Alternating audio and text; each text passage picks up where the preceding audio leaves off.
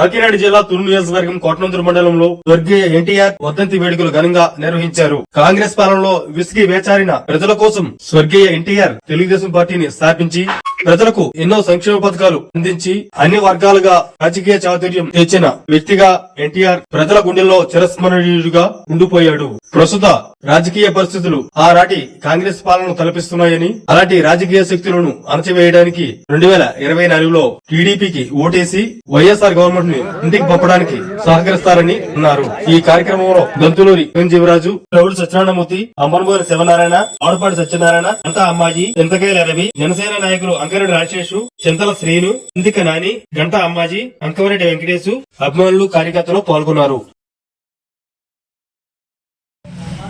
NT Ramarao గారి వర్ధంతి సందర్భంగా ఈరోజు ఇక్కడ కలిసాం.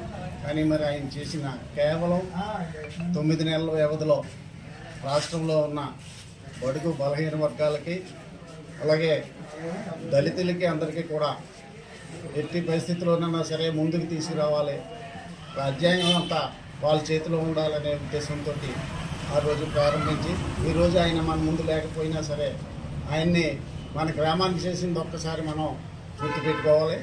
ఆయన టైంలోనే మన ఆది ఆంధ్రులకి అక్కడ కాలనీ వచ్చిందంటే అది అక్కడ మన కొత్త కాలనీ అక్కడికి వాళ్ళకి ప్రత్యేకంగా కాలనీ కట్టాలనే ఉద్దేశంతో అక్కడ భూమిని తీసుకుని ప్రత్యేకంగా అక్కడ మనకి అప్పుడు బాగా తక్కువతో వచ్చినా సరే అక్కడ మొత్తం ఇల్లులు ప్రారంభించడం జరిగింది.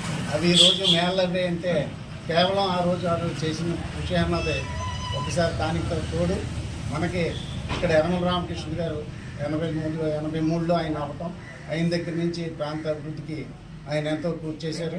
దాన్ని మనం అన్ని విధాలా అప్పుడు తెలుగుదేశాన్ని గుర్తిస్తూ అలాగే ఎన్టీ రామారావు గారిని స్మరించుకుంటూ బడుగు బలహీన వర్గాలకు సేవ చేసినటువంటి మళ్ళీ రావాలంటే అదే సేవలోకి ఇప్పుడు మళ్ళీ ఇప్పుడు మనకి తెలుగుదేశం అండగా ఉండాలి.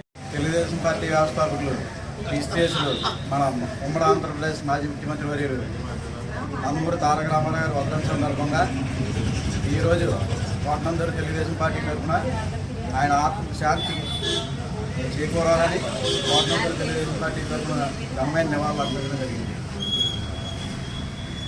చెప్పుకోవడం జరుగుతుంది. ఎందుకంటే రాష్ట్రంలో ఆయన చేసిన సేవలన్నీ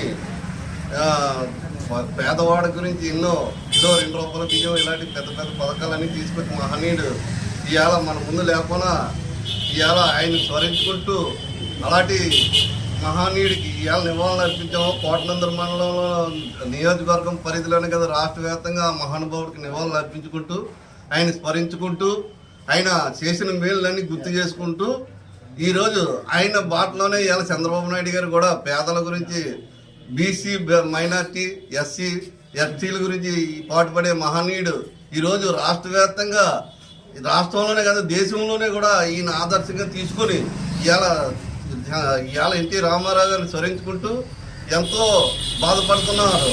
అంతేకాకుండా అదే బాటలో ఈరోజు తెలుగుదేశం పార్టీ ఇవాళ ఆయన స్మరించుకుంటే అవకాశం మాకు కల్పించింది కాబట్టి అందరికీ కూడా అటు సినీ రంగంలో కానీ రాజకీయాల్లో కానీ ఎన్టీ రామారావుని మించిన నాయకుడు కానీ వ్యక్తి కానీ ప్రజాసేవకుడు కానీ లేడని ఈ సందర్భంగా ప్రజలందరూ గుర్తించుకోవాల్సిందిగా కోరుతున్నాం.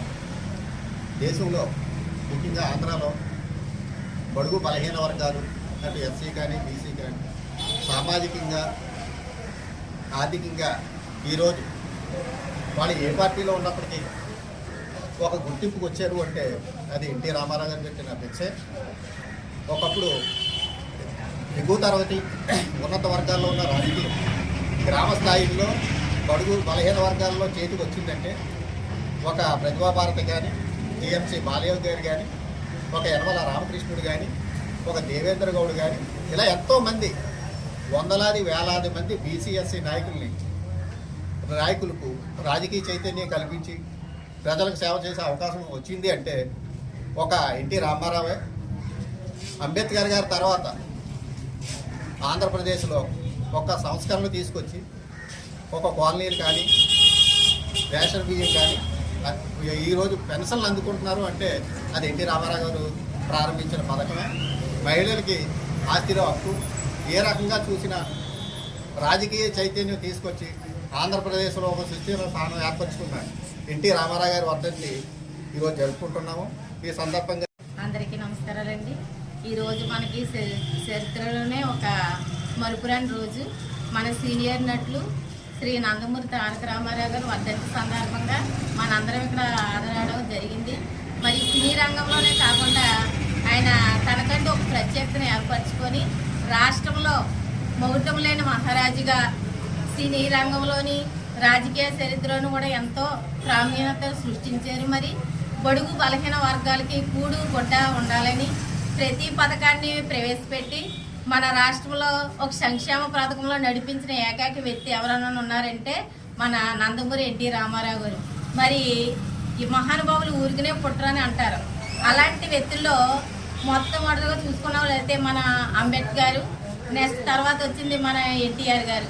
ఆయన ఎన్నో పథకాలు పెట్టారు. సమాజమే దేవాలయం, ప్రజలే నా దేవుళ్ళని నినాదంతో ప్రతి సంక్షేమ పథకాన్ని ప్రజల్లో తీసుకొస్తూ మరి ఎన్నో రాజకీయాలకి అతీతంగా తెలుగుదేశం పార్టీని నియమించి 1982లోని మరి ఘన చరిత్రను సృష్టించిన ఏకైక వ్యక్తి ఎవరైనా ఉన్నారంటే మన సీనియర్ ఎన్టీ రామారావు గారు.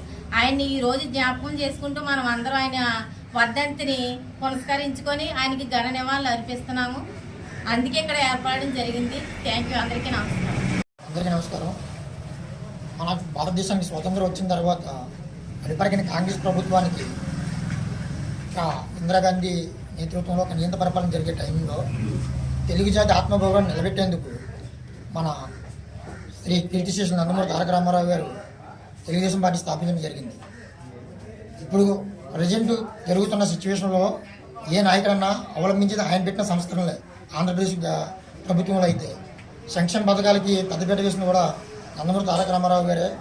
కేజీకి కిలో 2 రూపాయలు బియ్యం ఇచ్చింది ఆయనే. రైతులందరికీ పట్టా పుస్తకాలు పంపిణీ చేసిన కూడా ఆయన నేతృత్వంలోనే జరిగింది. ఇంతకుముందు ఎప్పుడు కూడా పట్టా పుస్తకాలు ఎవరికి ఉండేవి కాదు. 95లో ఆయన ముఖ్యమంత్రి అయిన తర్వాతే పట్టా పుస్తకాలు అందరికీ పంపిణీ చేయడం జరిగింది. ఆయన చేసిన సంస్కరణలు, ఆయన చేసిన సంక్షేమ పథకాలనే కంటిన్యూ చేస్తూ ఏ గవర్నమెంట్ ఏ పార్టీ వచ్చినా సరే కంటిన్యూగా ఆయన అవలంబిస్తూ వచ్చారు. ఆయన చేసిన ప్రతి కార్యక్రమం, ప్రతి సంక్షేమ పథకం కూడా బడుగు బలహీన వర్గాలకు, దళిత సోదరులకు అందరికీ కూడా చాలా ఉపయోగకరంగా ఉండి అదే అవలంబిస్తూ తెలుగుదేశం పార్టీని ఇప్పటివరకు ఆయన తదనంతరం నారా చంద్రబాబు నాయుడు గారు కూడా ఆయన ముదాల మీద వేసుకొని తెలుగుదేశం పార్టీని కంటిన్యూ చేయడం జరుగుతుంది. ఇప్పుడు అదే అప్పుడు చేస్తున్న కాంగ్రెస్ చేసిన తప్పుదాన్ని మళ్ళీ ఇప్పుడు మన వైఎస్ఆర్సీపీ వైఎస్ జగన్మోహన్ రెడ్డి గారు అదే నియంత్రణ ప్రభుత్వం అవలంబిస్తుంది. దానికి మనం ఎలాగైనా అడ్డుకట్ట వేయాలని ఈ 2024 ఎలక్షన్లో మన జనసేన పార్టీ అధినేత పవన్ కళ్యాణ్ గారు కూడా ఆజ్యానికి నిప్పుకి వాయువు తోడైనట్టు ఇప్పుడు టీడీపీకి జనసేన పార్టీ రెండు కూడా కూటమిగా 2024 ఎలక్షన్లో ఆంధ్రప్రదేశ్ ప్రభుత్వాన్ని ఒక భవిష్యత్తుని దృష్టిలో పెట్టుకొని ఆంధ్రప్రదేశ్ రాష్ట్ర భవిష్యత్తుని దృష్టిలో పెట్టుకొని రెండు కూటమి కూడా కూటమిగా ఏర్పడి ఈ